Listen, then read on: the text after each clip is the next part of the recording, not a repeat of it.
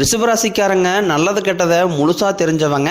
சுக்கிரனை ராசி அதிபதியாக கொண்டவங்க. ஒருத்தன் வாழ்க்கையில் கொடி கட்டி பறக்கிறானா அவனை பார்க்குறவங்க எல்லாருமே அவனுக்கு என்னப்பா சுக்கிரன் உச்சத்தில் இருக்கான் அப்படிங்கிற மாதிரி சொல்லுவாங்க. என்னதான் சுக்கிரனை ராசி அதிபதியாக கொண்டிருந்தாலும் ரிஷபராசிக்கு எதுக்குங்க இவ்வளோ கஷ்டம்? குறிப்பாக பார்த்தீங்கன்னா பணத்தில் அதிகமாக நெருக்கடியே சிக்கலையே சந்திக்கக்கூடிய ராசி அப்படின்னா அது முழுக்க முழுக்க ரிஷபராசிக்காரங்க தான். ரிஷபராசிக்காரங்க கிருத்திகை 2ஆம் பாதம் 3ஆம் பாதம் 4ஆம் பாதம் ரோகிணி மிருகசீரிசம் நட்சத்திரக்காரங்க ரொம்ப புத்திசாலிக்காரங்க. ரிஷபராசிக்காரங்க போர்க்குணம் கொண்டவங்க. உங்ககிட்ட சண்டை போட்டு ஜெயிக்கிறது ரொம்ப கஷ்டம். ரிஷபராசிக்காரங்க புதுமையான சிந்தனைக்கு சொந்தக்காரங்க. பூ போல மனசு, கோபத்தை மறைச்சிட்டு சிரிப்பை மட்டும் காட்டக்கூடியவங்க. எடுத்த காரியத்தை எப்படியாவது முடிச்சிடணும் அப்படிங்கிறதுக்காக கஷ்டப்பட்டு உழைக்கக்கூடியவங்க. தங்களுடைய கஷ்டத்தையும் கண்ணீரையும் கடுகளவு கூட மற்றவங்களுக்கு தெரியாமல் பார்த்துக்குவாங்க. இதனால பார்க்குறவங்க எல்லாருமே ரிஷபராசியா இவங்களுக்கு என்னப்பா சூப்பராக இருக்கிறாங்க, இவங்களுக்கு என்ன குறைச்சல் அப்படின்னு தான் நினச்சிட்டு இருக்கிறாங்க. ஆனால் சாப்பாட்டு கூட கஷ்டப்படுறது உங்களுக்கு மட்டும்தான் தெரியும். கஷ்ட காலத்தில் திரும்பி பார்க்க கூட ஆள் கிடையாது. ஏதோ தட்டு மாதிரி எந்திரிச்சு நிற்கிறப்போ உங்களை குறை சொல்றதுக்குன்னே நிறைய பேர் தேடி வருவாங்க. எறும்பு கூட துரோகத்தை நினைக்க மாட்டாங்க. உங்க சொந்தக்காரங்க நண்பர்களுக்கு ஒரு தேவை இருக்குதுன்னா மட்டும்தான் ரிஷபராசிக்காரங்களை தேடி வருவாங்க. அந்த தேவை முடிஞ்ச உடனே உங்களை தூக்கி போட்டுருவாங்க. மறுபடியும் அவங்க வந்து உங்ககிட்ட உதவின்னு கேட்பாங்க. அவங்க முன்னாடி பண்ண துரோகத்தை எல்லாமே மறந்துட்டு மீண்டும் அவங்களுக்காக உதவி செஞ்சு ஏமாறக்கூடியவங்க தான் ரிஷபராசிக்காரங்க. வாழ்க்கையில எப்படியாவது முன்னேறிடணும் அப்படிங்கிறதுக்காக கஷ்டப்பட்டு உழைக்கக்கூடியவங்க. வரக்கூடிய நாட்கள் இருந்து ரிஷபராசி ராசிக்காரங்களுடைய தலைவிதி முழுவதுமாகவே மாறப்போகுது. ஏப்ரல் 22ஆம் தேதிக்கு பிறகு 5 கிரகங்களுடைய சேர்க்கை வந்து ஒன்றாக இருக்கிறதுனால இது உங்க வாழ்க்கை நிலையவே முழுவதுமாகவே மாற்றப்போகுது. அதாவது மீன ராசியில சூரிய பகவான், புதன் பகவான், ராகு கேது பகவான், சுக்கிர பகவான், சனி பகவான் இவங்க 5 பேரும் ஒன்றாக சஞ்சாரம் பண்றாங்க. இது ஒரு மிகப்பெரிய ஒரு அரிய நிகழ்வாகவே ரிஷப ராசிக்கு பார்க்கப்படுது. ஏன்னா உங்களுடைய ராசி அதிபதியும் பார்த்தீங்கன்னா சுக்கிர பகவான், அவரும் பார்த்தீங்கன்னா மீன ராசியில தான் உச்சம் பெற்றிருக்கிறார். கண்டிப்பாக நல்ல ஒரு பொருளாதார முன்னேற்றம் அப்படிங்கிறது வரக்கூடிய ஒரு 6-7 மாதங்களில் உங்களுக்கு கண்டிப்பாக நடக்க போகுது. ஏன்னா கடந்த காலகட்டங்களில் பெரிதாக பொருளாதார முன்னேற்றம்ங்கிறது கிடையாது. குடும்பத்தில் பிரச்சனை, வீட்டில் பிரச்சனை, வேலை செய்யக்கூடிய இடங்களில் பிரச்சனை, தொழிலில் பிரச்சனை, நிறைய கஷ்ட துன்பங்கள் எல்லாமே ரிஷபராசிக்காரங்க அனுபவிச்சிருப்பீங்க.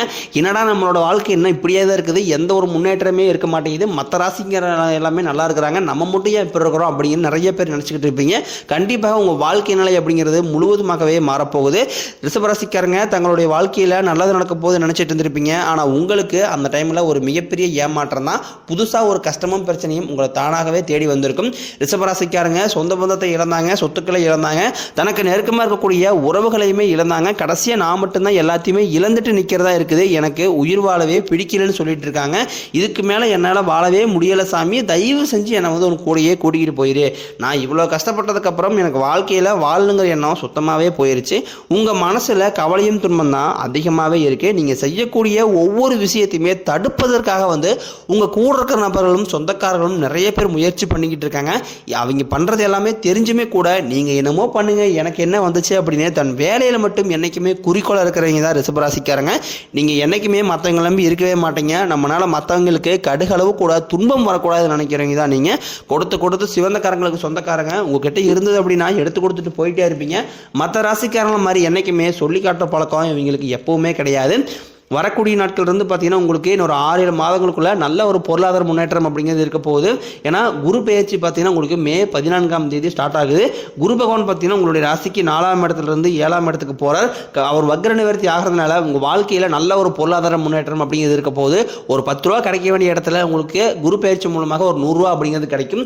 கடன் பிரச்சனை அப்படிங்கிறது ரிஷபராசிக்காரங்களுக்கு கொஞ்சம் நஞ்சம் கிடையாது. நிறையவே கடன் வாங்கி வச்சிருக்காங்க.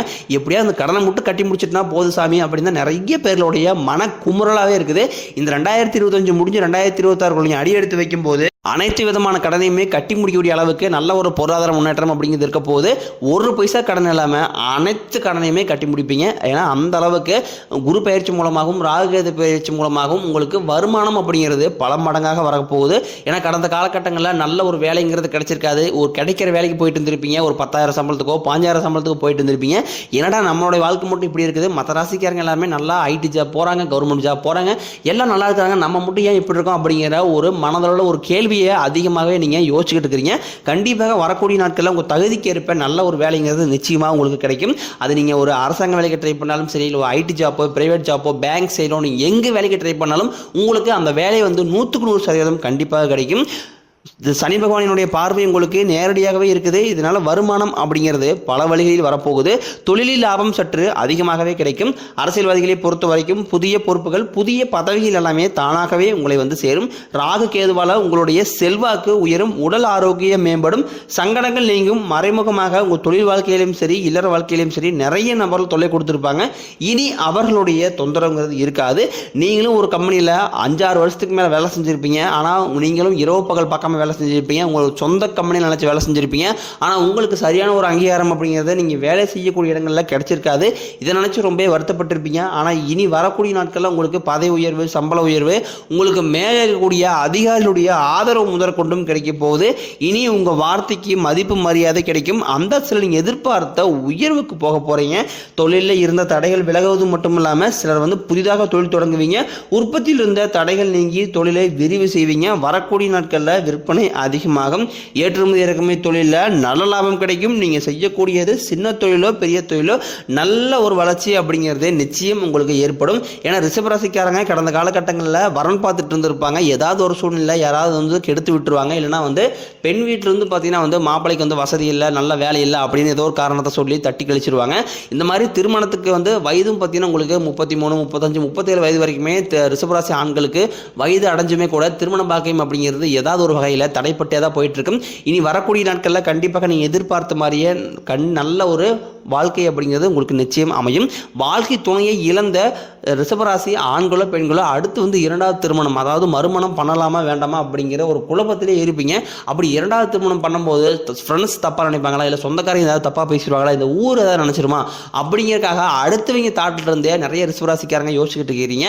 யார் என்னமோ நினச்சிட்டு போகிறாங்க, இது வந்து நம்மளுடைய லைஃபு, நமக்கு ஒரு சப்போர்ட்டுக்கு துணை வேணும் அப்படின்னா கண்டிப்பாக நம்ம 2வது திருமணம் அப்படிங்கிறது கண்டிப்பாக செஞ்சுதான் ஆகணும். ஏன்னா இப்போ இருக்கக்கூடிய பொருளாதார சூழ்நிலையும் இப்போ இருக்கக்கூடிய காலகட்டத்தை வச்சு பார்க்கும்போது ஒரு சிங்கிள் பேரண்டால் இந்த சொசைட்டியை சர்வே பண்ணுறது ரொம்ப ரொம்ப கடினம். நீங்கள் எதிர்பார்த்த மாதிரி நல்ல ஒரு மறுவாழ்க்கை அப்படிங்கிறது வரக்கூடிய நாட்களில் உங்களுக்கு நிச்சயம் அமையும்.